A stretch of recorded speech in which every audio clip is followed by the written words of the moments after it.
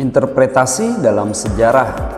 Materi di bab 3 Sejarah Peminatan kelas 10. Kadang kita bertanya, apa yang dimaksud dengan interpretasi dalam sejarah? Atau apa itu interpretasi? Apa yang kita lakukan dalam hal interpretasi ini? Baik, jadi jika ditanyakan apa yang dimaksud dengan interpretasi, secara umum interpretasi itu adalah penafsiran suatu peristiwa. Jadi, adanya penafsiran terhadap suatu peristiwa yang sedang diteliti atau dikaji. Interpretasi itu merupakan penafsiran akan makna atas fakta-fakta yang ada serta hubungan antara berbagai fakta yang harus dilandasi sikap yang objektif. Ingat, pada pertemuan yang sebelum-sebelumnya saya sudah sampaikan bahwa objektif itu adalah sifat yang benar-benar sesuai dengan fakta sejarah. Nanti lawan daripada objektif itu adalah subjektif atau adanya emosi yang mempengaruhi sejarah itu sendiri. Jadi nanti ada kecenderungan memihak kepada suatu golongan atau kelompok tertentu. Dalam interpretasi ini, jika suatu objek penelitian sejarahnya sudah jelas atau sumber-sumber sejarahnya sudah jelas maknanya, maka objek tersebut tidak perlu lagi mengundang yang namanya interpretasi sejarah. Jadi, dalam interpretasi sejarah itu ada beberapa peristiwa-peristiwa memang yang membutuhkan yang namanya interpretasi sejarah. Dalam hal ini, peneliti harus sangat berhati-hati. Ingat, karena dalam hal ini sangat rentan bagi peneliti untuk memasukkan sisi subjektif. Inilah yang saya sampaikan tadi. Sisi subjektif ini adalah adanya keterpihakan penulis terhadap orang atau kelompok. Misalnya jika saya ingin menuliskan tentang sejarah Soekarno, karena saya adalah orang yang tidak menyukai Soekarno, saya akan menjelek-jelekkan fakta sejarahnya. Tentu hal ini tidak boleh dalam sejarah.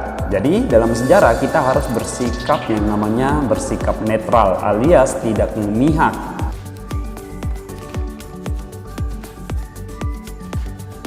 Dalam interpretasi sejarah ini atau dalam melakukan interpretasi sejarah itu perlu sebuah metode dalam menjalankan penelitian ini. Metode itulah yang dikenal nanti dengan metode penelitian sejarah dan itu wajib dilaksanakan atau dijalankan. Nanti metode inilah yang dapat menjawab rumus yaitu 5W1H. Apa itu rumus 5W1H dalam sejarah? Oke, jadi untuk mengetahui lebih lanjut tentang rumus 5W1H ini, kita lihat contoh berikut ini. Sebagai contoh, di sini saya akan mengkaji tentang peristiwa sejarah Sumpah Pemuda yang terjadi pada tanggal 28 Oktober 1928. Yang pertama kita masukkan adalah unsur what atau apa. Di sini kita bisa menanyakan apa yang dimaksud dengan peristiwa Sumpah Pemuda. Ya, atau apa itu peristiwa Sumpah Pemuda.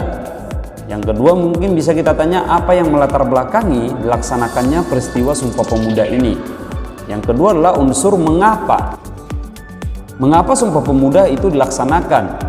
Atau yang kedua, mengapa Sumpah Pemuda sangat berdampak bagi Indonesia hingga saat ini masih kita rayakan. Tentu ini bisa nanti menjawab fakta daripada sejarahnya, bukan? Unsur yang ketiga adalah siapa. Misalnya kita tanyakan siapa tokoh yang terlibat atau yang hadir dalam Sumpah Pemuda. Tentu banyak sekali tokoh yang hadir pada saat itu. Atau yang kedua siapa itu panitia Kongres Pemuda, karena memang dalam Kongres Pemuda yang dilaksanakan pada tahun 1928 ada susunan kepanitiaan di mana ketuanya adalah Sugondo Joyo Puspito. Yang keempat adalah unsur di mana. Itu Sumpah Pemuda itu dilaksanakan di suatu tempat.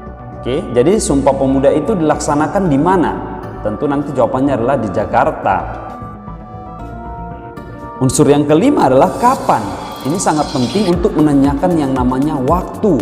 Kapan Sumpah Pemuda itu dilaksanakan?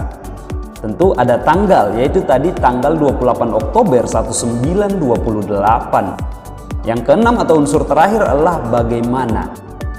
Bagaimana kronologi Sumpah Pemuda itu berlangsung? Tentu ada hal-hal yang mempengaruhi nanti bagaimana Sumpah Pemuda itu dilaksanakan, seperti adanya rasa kedaerahan masing-masing yang membuat rasa ingin bersatu. Bagaimana respon pemuda terhadap peristiwa Sumpah Pemuda? Nanti kita tanyakan bagaimana respon pemuda yang tidak ikut hadir, tapi seluruh pemuda Indonesia. Tentu nanti semua menerima atau memberikan tanggapan positif terhadap peristiwa Sumpah Pemuda ini. Jadi itu adalah contoh menggunakan rumus 5W1H dalam sejarah, sehingga setiap metode penelitian sejarah nanti bisa menjawab yang namanya rumus 5W1H. Sekarang kita lihat ada yang namanya metode penelitian sejarah. Ini adalah langkah-langkah yang dilakukan oleh seorang peneliti dalam mengkaji suatu peristiwa.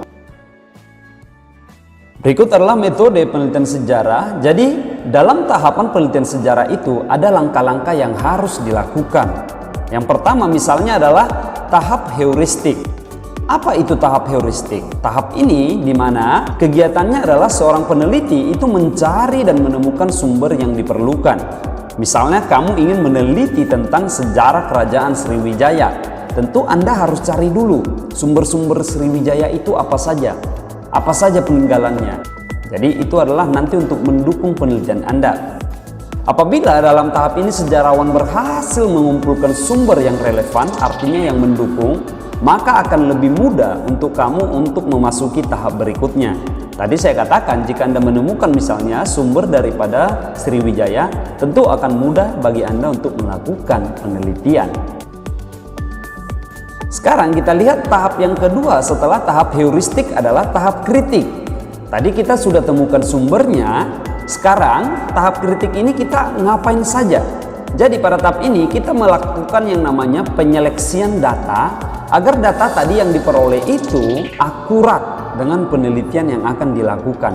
Artinya, apakah data itu bisa digunakan atau tidak? Karena tidak semua data sejarah itu benar adanya. Oke, sekarang kita lihat kritik dalam penelitian sejarah ini terdiri atas dua. Ingat, kritik dalam sejarah itu terdiri atas dua, yaitu adanya kritik eksternal dan kritik internal. Oke, yang pertama adalah kritik eksternalnya dulu. Dalam kritik eksternal ini, kamu melakukan yang namanya menilai kesesuaian sumber dengan penelitian yang dilakukan serta keaslian sumbernya. Jadi langkah yang pertama kali Anda lakukan ketika menemukan sumber sejarah, misalnya ada buku, Anda harus menyeleksi dulu apakah buku itu sesuai dengan penelitian Anda. Misalnya Anda meneliti tentang sejarah kerajaan Sriwijaya, tetapi ketika Anda mencari buku-buku tentang Sriwijaya, Anda menemukan buku tentang kerajaan Tarumanegara. Apakah berkaitan? Anda harus membaca dulu isi daripada buku tersebut. Lalu yang kedua adalah keasliannya tadi. Apakah buku itu asli adanya atau ada yang namanya kepalsuan dalam peristiwanya? Oke, itu dia kritik eksternal. Yang kedua adalah kritik internal. Kritik internal itu apa, Sir? Oke, jadi kritik internal itu adalah menilai yang namanya kredibilitas atau dapat tidaknya dipercayai suatu sumber tersebut. Ini adalah suatu kegiatan yang sudah sampai kepada tahap yang sudah sangat teliti. Artinya, ketika Anda menemukan sebuah benda peninggalan daripada sebuah kerajaan kuno, tentu kita tidak bisa percaya langsung apakah benda itu merupakan peninggalan kerajaan-kerajaan kuno. Tentu perlu yang namanya penelitian lebih lanjut atau kajian, dibawa mungkin kepada bidang-bidang pengkajiannya. Apakah benda ini peninggalannya benar atau tidak? Jadi itu adalah tahap kritik dalam metode penelitian sejarah. Sekarang kita masuk tahap yang ketiga atau yang dikenal dengan historiografi. Ingat, tahap yang ketiga ini adalah tahap historiografi di mana kita atau peneliti pada tahap ini adalah menuliskan apa yang sudah kita dapatkan. Tadi kita sudah dengarkan, kita mencari, menyeleksi sumbernya, lalu yang terakhir adalah menulis. Apa yang sudah kita dapatkan inilah yang perlu kita tuliskan ke dalam sebuah penelitian atau buku. Oke, jadi inilah langkah terakhir dalam penelitian sejarah. Tahap historiografi merupakan tahap penulisan atas apa yang telah ditemukan tadi saya katakan. Tapi perlu Anda perhatikan, namanya menulis ada beberapa hal yang perlu Anda perhatikan. Seperti apa misalnya? Seperti bahasa, format penulisannya harus baik dan benar. Tentu harus memperhatikan yang namanya format penulisan yang benar itu bagaimana. Yang kedua itu perhatikan juga tanda baca, penggunaan istilah, dan rujukan sumber yang tepat, seperti misalnya adanya catatan kaki dan yang lain-lain. Jadi ini perlu dilakukan dalam penulisan penelitian sejarah. Inilah tahap yang terakhir tadi, historiografi. Jadi ada 3 tahap penelitian sejarah tadi. Yang pertama adalah heuristik, kritik sumber atau tahap kritik, dan yang terakhir adalah historiografi. Sebagai tambahan informasi di sini, mungkin nama Herodotus bukan nama yang asing dalam sejarah. Ingat, dia dijuluki sebagai bapak daripada sejarah. Herodotus adalah seorang sejarawan Yunani yang hidup sekitar pada tahun 484 sampai 425 sebelum Masehi. Jadi, dialah sejarawan yang pertama kali menulis atau mengumpulkan bahan-bahan sejarah secara sistematis. Ingat, secara sistematis, dan menulisnya dalam bentuk narasi yang sangat jelas. Herodotus itu menuliskan tentang sejarah Perang Persia, di mana dalam Perang Persia ini beliau melakukan yang namanya wawancara orang yang ikut serta dalam Perang Persia tersebut. Jadi Herodotuslah orang yang pertama kali melakukan penelitian sejarah. Dia mewawancarai orang-orang yang terlibat lalu menuliskannya. Itulah yang disebut dengan penelitian sejarah, sehingga dia layak dijadikan sebagai bapak sejarah dunia. Sekarang kita lihat di sini ada beberapa bentuk daripada interpretasi sejarah yang menjadi judul di bab kita tadi. Terdapat ada beberapa bentuk daripada interpretasi sejarah. Seperti yang pertama adalah adanya determinasi rasial. Pada penafsiran determinasi rasial ini, sejarah itu didasarkan pada faktor-faktor sifat fisik, misalnya ada etnologis, keturunan, dan ras. Faktor sifat fisik manusia merupakan faktor pengontrol dalam sejarah manusia itu sendiri. Yang kedua, ada yang namanya penafsiran geografis. Pada penafsiran geografis, para ahli sejarah itu mencari kunci sejarah dalam lingkungan fisik di luar manusia. Seperti misalnya ada faktor geografis iklim, ada faktor tanah, distribusi flora dan fauna, sumber-sumber alam, dan bentuk tanah. Tentu ini semua mempengaruhi sejarah. Yang ketiga adalah interpretasi ekonomi, di mana dalam menafsirkan suatu fakta sejarah itu bertitik tolak pada faktor-faktor ekonomi.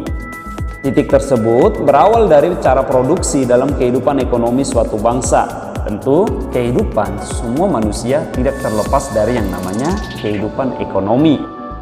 Yang keempat adalah penafsiran atau teori orang besar.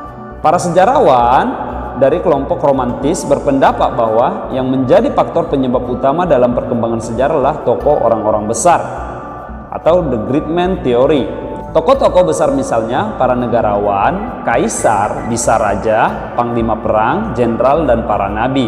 Memang dalam sejarah bisa kita temukan peran daripada orang-orang besar. Misalnya Firaun, Raja Alexander the Great, dan yang lain-lain. Itu adalah semua tokoh-tokoh besar dalam sejarah. Yang kelima adalah penafsiran spiritual atau idealistik. Yang keenam adalah penafsiran ilmu dan teknologi.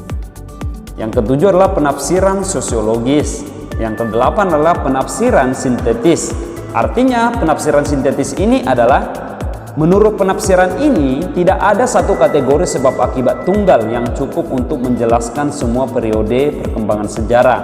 Artinya dalam sejarah itu ada banyak sekali penyebab dalam kejadian suatu sejarah. Tentu memang benar bahwa suatu sejarah itu dipengaruhi oleh peristiwa-peristiwa sebelumnya. Artinya sejarah itu memiliki yang namanya keterkaitan.